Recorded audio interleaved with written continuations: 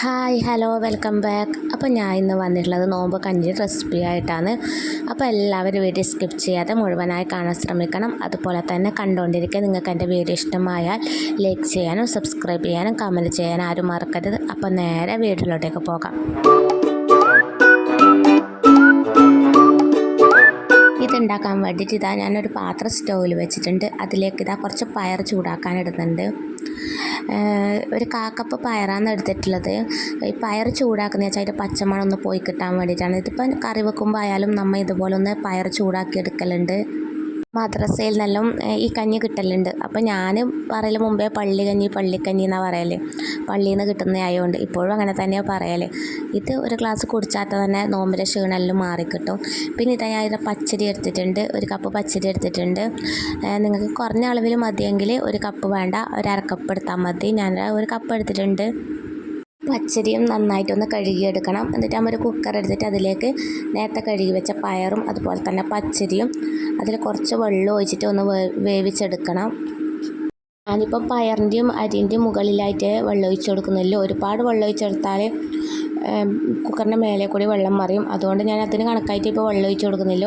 ഇനി ഇതൊന്ന് കൂക്കാൻ വെക്കണം. ഒരു 5-6 വിസിൽ കഴിഞ്ഞിട്ടാകുമ്പോൾ ഒന്നും കൂടി തുറന്ന് നോക്കാം.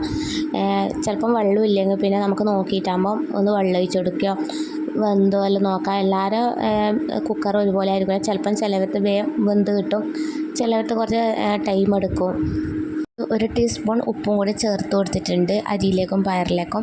പിന്നെ വേണ്ടത് തേങ്ങയാണ്. ഞാൻ ഇത് തേങ്ങ എടുത്തിട്ടുണ്ട്. ഒരു കുഞ്ഞി തേങ്ങയാണ്. ഇത് ഫുള്ളും ഞാൻ ചിരകിയെടുക്കുന്നുണ്ട്. നല്ല പച്ച തേങ്ങയായിരിക്കും ഇതിന് നല്ലത്. അപ്പോൾ ഞാൻ തേങ്ങ ചിരകി എടുത്തിട്ടുണ്ട്. ഇതൊന്ന് മിക്സിയുടെ ജാറിലേക്ക് ഇട്ട് കൊടുത്തിട്ടാകുമ്പം അതിലേക്ക് ഒരു 1/4 ടീസ്പൂൺ ജീരകം, ചെറിയ ജീരകം കൂടി ഇട്ടിട്ടാകുമ്പം ഒന്ന് അരച്ചെടുക്കാം. അരക്കുമ്പോൾ ഒരുപാട് വെള്ളം ചേർക്കൊന്നും വേണ്ട. തേങ്ങയുടെ കുറച്ച് മുകളിലായിട്ട് വെള്ളം ഒഴിച്ച് കൊടുത്താൽ മതി. നമുക്ക് ഒരുപാട് വെള്ളം ഒഴിക്കുമ്പം പെട്ടെന്ന് തേങ്ങ മൊതിഞ്ഞ് കിട്ടൂല. പെട്ടെന്ന് മൊതിയാൻ വേണ്ടിയിട്ട് നമുക്ക് കുറച്ച് വെള്ളം ഒഴിച്ചെടുത്താലേ പെട്ടെന്ന് മൊതിഞ്ഞ് കിട്ടുമല്ലോ. ഇനി ഇതൊന്ന് അരച്ചെടുക്കണം. പിന്നെ ഞാൻ കുക്കറിലിട്ടത് ഒന്ന് തുറന്ന് നോക്കുന്നുണ്ട്, പയറും അരിയൊക്കെ വെന്തോ നോക്കാൻ വേണ്ടിയിട്ട്. ഇനി അഥവാ വെള്ളം ഇല്ലെങ്കിൽ പിന്നെ അത് പെട്ടെന്ന് അടിക്കും. അതുകൊണ്ട് ഞാൻ തുറന്ന് നോക്കുമ്പോൾ കയ്യിൽ വെള്ളം കുറവായിരുന്നു. പിന്നെ ഞാൻ ആദ്യം വെള്ളം ഒഴിച്ചിട്ട് ഒന്നും കൂടി കൂക്കാൻ വെക്കുന്നുണ്ട്. ഇതുപോലെ ചെയ്യാത്തവരുണ്ടെങ്കിൽ എന്തായാലും ചെയ്ത് നോക്കണം, നല്ല ടേസ്റ്റ്. നമുക്കിത് നോമ്പ് തുറക്കുന്ന സമയത്ത് ഒരു ഗ്ലാസ് മതി ക്ഷീണം മാറാൻ വേണ്ടിയിട്ട് തന്നെ. അപ്പോൾ ഇതവിടെ വെന്ത് ഇട്ടിട്ടുണ്ട്. അതിലേക്ക് നേരത്തെ അരച്ച് വെച്ച തേങ്ങാപ്പാൽ ഇതിലേക്ക് ഒഴിച്ചു കൊടുക്കുന്നുണ്ട്. ഇത് പരിക്കുന്നൊന്നുമില്ല, എന്ന് വെച്ചാൽ നല്ലോണം മൊതിഞ്ഞത് തേങ്ങ, അതുകൊണ്ട് അങ്ങനെ തന്നെ ഒഴിച്ചു കൊടുക്കുക ചെയ്തത്. ഇനി ഇതെല്ലാം കൂടി ഒന്ന് മിക്സാക്കി കൊടുക്കാം. ഇത് 2 രീതിയിൽ നിങ്ങൾക്ക് ആക്കിയെടുക്കാൻ പറ്റും. ഒന്ന് മധുരം ഇട്ടിട്ടും മധുരം ഇല്ലാണ്ടും.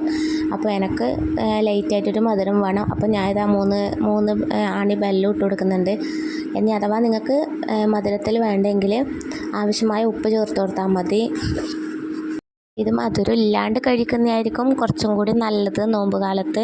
അപ്പോൾ എനിക്കെന്തോ മധുരത്തോടാണ് ഇഷ്ടം. പണ്ടേ അതേ മധുരത്തോടാണ്, അതെന്തോ ആയിക്കോട്ടെ മധുരമാണ് ഇഷ്ടം. അതുകൊണ്ട് ഞാൻ ലൈറ്റായിട്ടൊന്ന് മധുരം ചേർത്ത് കൊടുക്കുന്നുണ്ട്. കഞ്ഞി നല്ലോണം കട്ടിയിലാന്ന് കുറച്ച് വെള്ളം ഒഴിച്ചെടുത്തിട്ടൊന്ന് ലൂസാക്കി കൊടുത്താൽ മതി. ആദ്യം കുറച്ച് കട്ടിയിൽ തന്നെ ആയിരിക്കും. കുക്കറിനെല്ലാം വെന്ത് വരുമ്പോഴേക്ക് തന്നെ തേങ്ങാപ്പാലെല്ലാം മിക്സ് ആകുമ്പോഴേക്കും കട്ടിയായിരിക്കും. ഞാൻ കുറച്ച് വെള്ളം കൂടിയും ഒഴിച്ചു കൊടുത്തിട്ട് ലൂസാക്കി എടുത്തിട്ടുണ്ട്. പിന്നെ ഇത് കുറുകി വരെ ചെയ്യൂ. ഈ പണ്ട് കാലത്തെല്ലാം ഇതധികം നോമ്പ് തുറക്കാൻ വേണ്ടിയിട്ട് എല്ലാവരും ഉണ്ടാക്കുന്നതാണ്. ഇത് മധുരം ഇല്ലാണ്ടാണ് അധികം ഉണ്ടാക്കൽ നോമ്പ് കാലത്ത്. ഇത് അധികം ആളെ വീട്ടിലും ഉണ്ടാക്കുന്നതാണ്. ഇപ്പം എല്ലാവരും കുറവാണ് ഇത് ഉണ്ടാക്കൽ. മധുരം വേണ്ടാത്തവർക്കാണെങ്കിൽ ആവശ്യത്തിന് ഉപ്പിട്ട് കൊടുത്തിട്ട് തളിച്ചിട്ട് ഇറക്കി വെച്ചാൽ മതി. പിന്നെ മധുരത്തിലാണെങ്കിലും ഉപ്പിട്ട് കൊടുക്കുന്നത് മധുരം ഒന്ന് ബാലൻസ് ചെയ്ത് കിട്ടാൻ വേണ്ടിയിട്ടാണ് ഉപ്പിട്ട് കൊടുക്കുന്നത്. കുടിക്കോ എന്താണെന്നറിയില്ല. നോമ്പിന് രാവിലെ വിചാരിക്കുന്നുണ്ട് കഞ്ഞി ആക്കണം എന്നുള്ളത്. അപ്പം നമ്മൾ നോമ്പ് തുറക്കുന്ന സമയത്ത് കുറച്ച് ജ്യൂസ് കുടിക്കുമ്പോൾ തന്നെ വയറ് നിറയും. അപ്പം കുടിക്കാൻ പറ്റൂല. എന്നാലും നമുക്ക് രാവിലെ വിചാരിക്കും അത് ആക്കണം, ഇതാക്കണം, ഇത് കുടിക്കണം, ഇത് കഴിക്കണം എന്നെല്ലാം വിചാരിക്കും. പക്ഷെ നോമ്പ് മുറിച്ച് കഴിഞ്ഞാൽ നമുക്കൊന്നും കുടിക്കാനൊന്നും തോന്നൂല. വേറെ രീതിയിലും കഞ്ഞി ഉണ്ടാക്കലുണ്ട്, നേരിയരിയിലും കഞ്ഞി ഉണ്ടാക്കുന്നവരുണ്ട്. അതും നല്ല ടേസ്റ്റിയാണ്. അപ്പം ഇതുപോലെ ചെയ്യാത്തവരുണ്ടെങ്കിൽ എന്തായാലും ഒരു പ്രാവശ്യമെങ്കിലും ചെയ്ത് നോക്കാം. അങ്ങനെ ഇവിടെ നോമ്പ് കഞ്ഞി റെഡി ആയിട്ടുണ്ട്. അപ്പം നിങ്ങളുടെ നാട്ടിൽ എന്തെങ്കിലും പേരുണ്ടെങ്കിൽ കമൻറ്റ് ചെയ്യുക. അപ്പോൾ എൻ്റെ ഇന്നത്തെ വീഡിയോ ഇത്രയൊക്കെ ഉള്ളൂ. എൻ്റെ ഇന്നത്തെ വീഡിയോ നിങ്ങൾക്ക് ഇഷ്ടമായ ലൈക്ക് ചെയ്യാൻ, സബ്സ്ക്രൈബ് ചെയ്യാൻ, കമൻറ്റ് ചെയ്യാൻ ആരും മറക്കരുത്. അപ്പോൾ ഇൻഷാ അല്ലാഹ് ഇതുപോലത്തെ നല്ലൊരു വീഡിയോ ആയിട്ട് വീണ്ടും വരും. അതുവരേക്കും ബായ്.